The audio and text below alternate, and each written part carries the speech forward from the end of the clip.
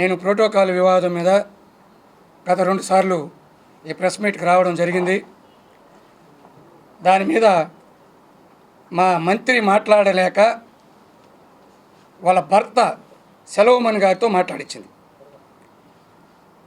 ఆమె మాట్లాడకుండా సెలవుమణి అనే ఆయన మన స్టేటు కాదు, మా నగిరి కాదు, ఆయనకేం సంబంధం అని మేము అడుగుతున్నాం. ఫస్ట్ మేము అడిగేది ఏమంటే, ఏదైనా మాట్లాడాలంటే మంత్రి మాట్లాడచ్చు. నేను నాకున్నటువంటి హక్కుల గురించి నేను మాట్లాడాను. ఆమె సమాధానం చెప్పకుండా వాళ్ళ భర్త ద్వారాగా ఇతర విషయాలు ప్రోటోకాల్ గురించి మాట్లాడినా ఒక అర్థం ఉంటుంది. మాకు పదవులు ఇచ్చినామని చెప్తున్నాడు ఆయన. దాని మీద ఈరోజు క్లారిటీ ఇవ్వడం జరుగుతుంది. ఆమె తెలుగుదేశంలో 2004, 2009లో పోటీ చేసి కాంగ్రెస్ పార్టీ, అప్పుడున్నటువంటి కాంగ్రెస్ పార్టీ చిత్తుగా ఓడించడం జరిగింది, నగిరిలో కానీ చంద్రగిరిలో కానీ. ఆ తర్వాత వైఎస్ఆర్ని కలవడం జరిగింది. వైఎస్ఆర్ ఈమె కలవడం, ఆయన అకాల మరణం చెందడం, ఇవన్నీ జరిగిపోయినాయి. అప్పటి నుంచి ఆమెకు ఐరన్ లెగ్ అనే పేరు వచ్చింది. అటువంటి ఐరన్ లెగ్ కలిగినటువంటి వ్యక్తిని మా పెద్దలు ఎవరు, గౌరవనీయులు ఈ జిల్లా మంత్రి పెద్దిరెడ్డి రామచంద్రారెడ్డి గారు అయితేనేమి, వాళ్ళ కుమారుడు మిథున్ రెడ్డి గారు అయితేనేమి, అదేవిధంగా నారాయణ స్వామి, డిప్యూటీ సీఎం నారాయణ స్వామికి చెప్తే మేమందరం కలిసికట్టుగా పనిచేసి ఆమె పుత్తూరు నియోజకవర్గంలో కానీ నగిరిలో కానీ తెలియనప్పుడు మా పార్టీ వాళ్ళందరూ కలిసికట్టుగా పనిచేసి ఆమెని 780 ఓట్ల మెజార్టీతో గెలిపించడం జరిగింది. అప్పుడు కూడా వడమాలపేటలో ఈ 1780 ఓట్లు రావడం జరిగింది. మళ్ళీ రెండోసారి కూడా వడమాలపేటలో 3336 ఓట్ల మెజార్టీ వస్తే ఆమె 2780 ఓట్లతో గెలవడం జరిగింది. 14 నుంచి 19 వరకు, అంటే కరోనా టైం వరకు మా అందరినీ ఎక్కడ చూసినా, నాకు అన్నలు 5 మంది అన్నలు నాకు ఈ నియోజకవర్గం ఉన్నారు, ఒక్కొక్క మండలంలో ఒక్కొక్క అన్న ఉన్నాడు అని చాలా ప్రెస్ మీట్లలో అయితేనేమి చాలా మీటింగుల్లో చెప్పడం జరిగింది. అటువంటి అన్నలు నీకెందుకు దూరం అయిపోయినారని నేను అడుగుతున్నా. అటువంటి అన్నలు ఎవరి వల్ల దూరం అయిపోయారు వీళ్ళు? దానికి నువ్వు కారణం విశ్లేషించుకోకుండా మమ్మల్ని దూరం పెట్టడానికి కారణం నేను ఒకటే చెప్తున్నా. మీ అన్నదమ్ముల యొక్క అక్రమ సంపాదనకు నీకు మేముంటే ఇబ్బంది అనేది ఉద్దేశంతో మమ్మల్ని మీరు కొద్దిగా దూరం పెట్టడం జరిగింది. అయినా కానీ మేము భరించి మా అధిష్టానానికి ఎన్నోసార్లు విన్నవించుకున్నాం. మేము ఉన్నాం, మీరేం భయపడద్దని చెప్తా వచ్చినారు. అందువల్ల ఇన్ని రోజులు భరిస్తూ వచ్చినాం. ఇప్పుడు ఎలక్షన్ వస్తూ ఉంది, ఇప్పుడు కూడా ఇట్లే ఉంటే ఇబ్బందులు అనే ఉద్దేశంతో మేము మాట్లాడాలన్న పరిస్థితి వచ్చింది. ఇంకొక విషయం ఏమంటే, సెలవుమణి గారు నాకు టికెట్ ఇచ్చినారని చెప్తున్నారు మా అందరికీ. వాళ్ళ విషయం వాళ్ళు చెప్తారు, నా విషయాన్ని నేను చెప్తా. నేను 14లో నుంచి 19 వరకు ఉన్నప్పుడు నన్ను ఎంపీపీగా ఉండమన్నారు. మళ్ళీ రెండోసారి మళ్ళీ ఓలే జడ్పీటీసీకి మార్చినారు. నేను వద్దని చెప్పి నేను ఇంటికాడుంటే మా మండలం నుంచి 15 మంది వ్యక్తులను పంపించి మా పార్టీ లీడర్ని నన్ను ఇంటికి తొడుకు మధ్యస్థం చేశారు.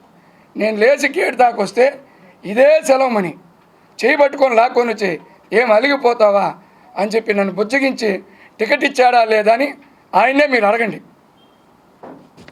ఈ విషయంలో ఏదైనా తేడా ఉంటే మీరు ఏం చెప్తే ఆయన ఏం చెప్తే దాన్ని నేను బాధ్యులు. మా వల్ల, మా కష్టార్జితం వల్ల మేము గెలిపించి మేము ఎన్నో రకాలుగా నష్టాలు పోయి కష్టాలు అనుభవించి అవమానాలు ఎదిరించి నిన్ను గెలిపిస్తే లాభపడింది ఎవరంటే ఆమె అన్నలు తప్పితే మా నియోజకవర్గంలో ఎవరైనా సరే ఈ 5 లక్షలు సంపాదించడం, ఈ 10 లక్షలు సంపాదించడం, ఈ ఎకరా డీకేటీ భూమి వేసుకున్నాం, ఈ వల్ల మాకు ఈ 100 ఉద్యోగాలు వచ్చాయి, 50 ఉద్యోగాలు వచ్చాయి అని చెప్తే మేము దానికి ఒప్పుకుంటాం. మేము అందుకే మా అధిష్టానాన్ని చెప్తున్నాం, మీరు ఆలోచన చేయమని చెప్తున్నాం. ఇచ్చితే ఖచ్చితంగా ఇబ్బందులు వస్తాయి. ప్రజల నాడి ప్రకారం టికెట్ ఇమ్మని కోరుకుంటున్నాం. ఇంకొక విషయం,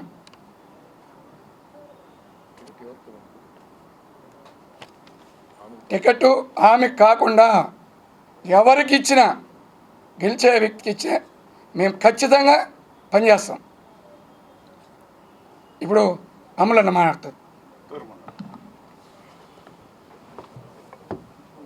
లక్ష్మీపతి రాజు ఇంట్లో మా కాళ్ళు చేతులు పట్టుకొని మీరు చేయకపోతే నేను ఓడిపోతాను, మీరు చేయండి నేను గెలుస్తాను, మీకేం కావాలి మీరు 5 మంది పేర్లతోనే, మీరు 5 మంది పేర్లతోనే, మీరు 5 మంది అన్నదమ్ముళ్ళు, మీ 5 మందితో ఏ పని కావాలన్నా ఆ మండలంలో మీ ఇష్ట ప్రకారమే జరుగుతుంది అని చెప్పిందా లేదని ఈరోజు కాణిపాకం వచ్చి సత్యం చేయమనండి.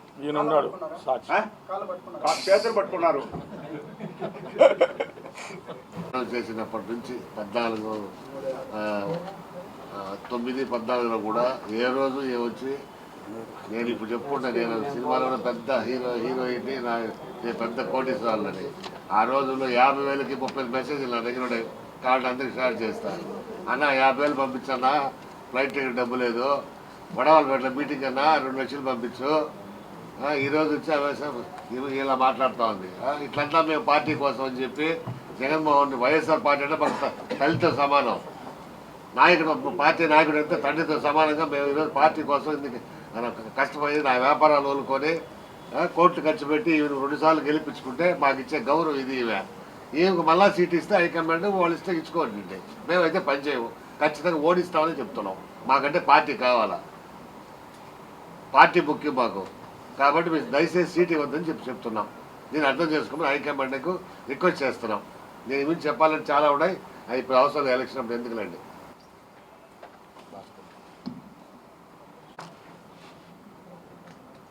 ఎలక్ట్రానిక్ మీడియా వారికి అందరికి కూడా నా ఉదయపూర్వక ధన్యవాదాలు తెలియజేసుకుంటున్నాము. నేను వైఎస్ఆర్ కాంగ్రెస్ పార్టీ బీసీసీఎల్ సెక్రటరీగా, స్టేట్ సెక్రటరీగా ఉన్నాను. నాకు ఈ పొద్దు ఈ ప్రశ్నకు రావడం కారణం ఎందుకంటే నిన్న సలుమణి గారు మాట్లాడినారు, మా వల్లనే పదవి వచ్చింది, మేము అందరినీ లీడర్లు చేసినాం, మేము అందరినీ బాగా చూసుకున్నాం అని మాట్లాడుతున్నారు. అయితే వాడి గమనించిన విషయం, ఆమె 2019లో గెలవడానికి కానీ 2014లో గెలవడానికి కానీ మేమందరం కూడా మన మంత్రివర్యులు పెద్దిరెడ్డి రామచంద్రరెడ్డి గారు, డిప్యూటీ సీఎం నారాయణ స్వామి గారు, మిథున్ రెడ్డి గారు చెప్పిన మేరకు మేము పార్టీలో చేరడం జరిగింది. పార్టీలు చేరిన రోజే ఆ పొద్దే నామినేషన్ కూడా నేను పుత్తూరు మున్సిపాలిటీకి కూడా వేయడం జరిగింది. దాంట్లో కూడా నేను సీట్లో ఓడిపోయినా ఆమెను గెలిపించేదానికి ఎల్లవేళలు కృషి చేసి ఆమెను మేము గెలిపించడం జరిగింది. గెలిపించిన తర్వాత కూడా ఆమె మా మీద ఎన్నడూ కానీ ఏదో ఒక ఇది చెప్తూ ఉంటుందే కానీ వీళ్ళు అది చేసినారు ఇది చేసినారు చెప్తారు కానీ మంచిగా ఇప్పుడు చెప్పింది లేదు.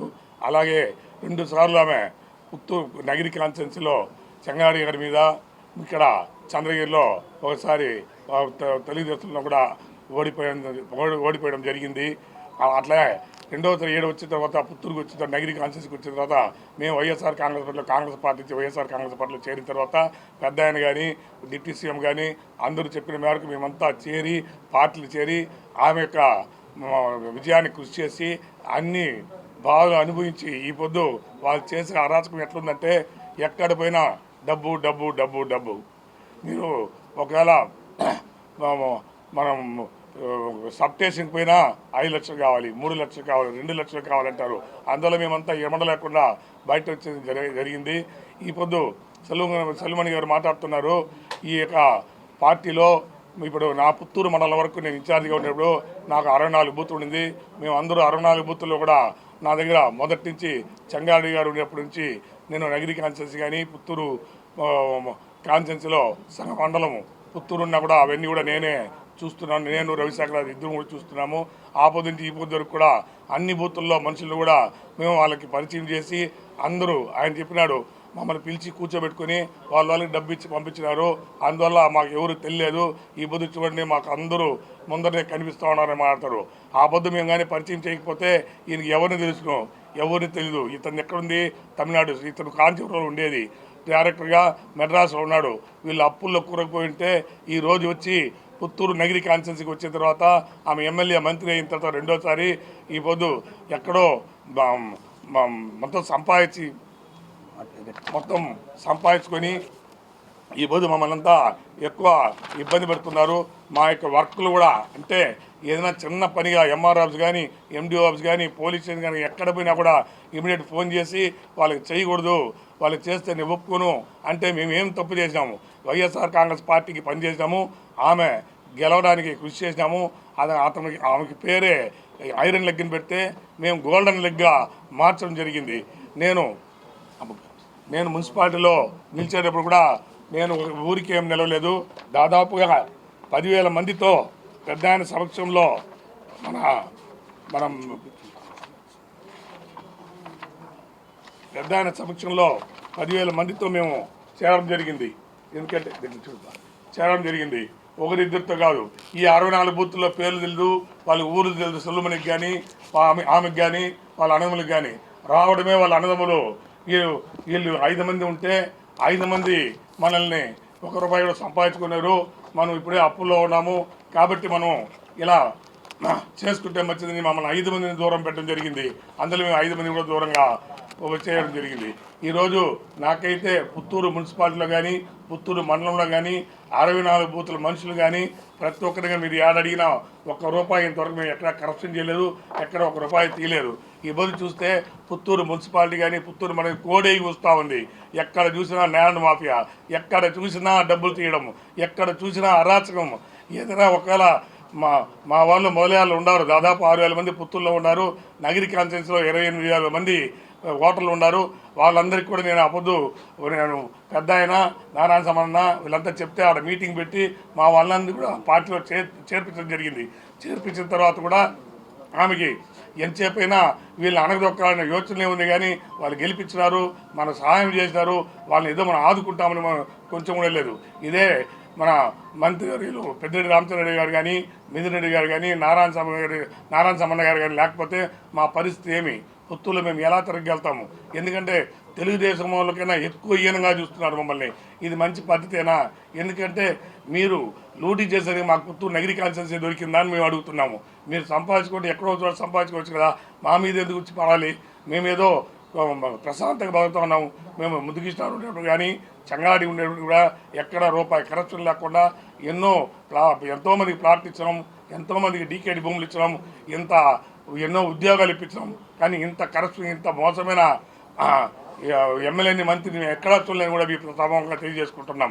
ఎందుకంటే మేము ఒకసారి జగన్మోహన్ రెడ్డి గారి దగ్గరికి కూడా పోయినాము, మేము విషయాలు కూడా చెప్పినాము, మాట్లాడదామన్నా చేద్దామన్నా అన్నారు. మళ్ళీ మంత్రివర్యులకు చెప్పినాము, 4-5 సార్లు ఫిర్యాదు కూడా చేసినాము, ఎంపీ గారికి అందరికీ కూడా చెప్పినాము. అయితే ఆమె తీరు మార్చుకోవడం లేదు.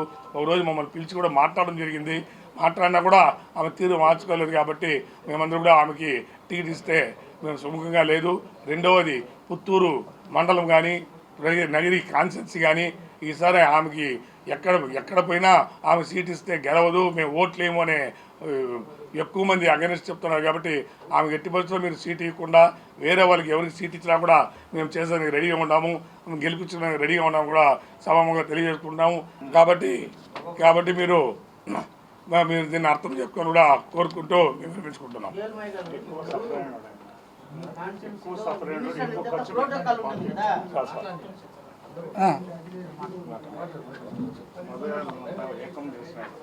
రెడ్డివారి భాస్కర్ రెడ్డి 2014లో రెడ్డివారి చక్రపాణి రెడ్డి గారు ఎమ్మెల్యే టికెట్గా ఆశించారు. 2014-19లో పెద్దలు పెద్దిరెడ్డి గారు రామచంద్రారెడ్డి కానీ నారాయణ స్వామి కానీ మన మిథున్ రెడ్డి కానీ వీళ్ళంతా నచ్చ చెప్పి ఈరోజు దానాదర్థం మేము చేసాము. కానీ వాళ్ళేమి మాకేం పదవులు ఇచ్చింది కాదు. ఈరోజు చక్రపాణి రెడ్డికి శ్రీశైలం చైర్మన్గా ఇచ్చారని చెప్పి అనుకుంటున్నాడు ఆయన సెల్లుమణి గారు. అది అబద్ధాలు. జగన్మోహన్ రెడ్డి మా యొక్క నైతిక అంత విలువ చూసి ఆయన గుర్తించి మాకు ఇచ్చిన చైర్మన్ ఇచ్చారు, శ్రీశైలం చైర్మన్. ఈరోజు సెల్లుమణి ఎక్కడి నుంచో కంచి నుంచి వచ్చేసి నీకు ఇచ్చాను, నేను చేశాను అని అంటే ఇదంతా ప్రజలు చూస్తున్నారు. ఈయనకైతే ఖచ్చితంగా టికెట్ ఇస్తే మాత్రం మేమంతా 5 మండలాల లీడర్లు అందరూ గట్టిగా పనిచేయాలని కాదు, ఓడిస్తామని సభాముఖంగా చెప్పుకుంటున్నాం.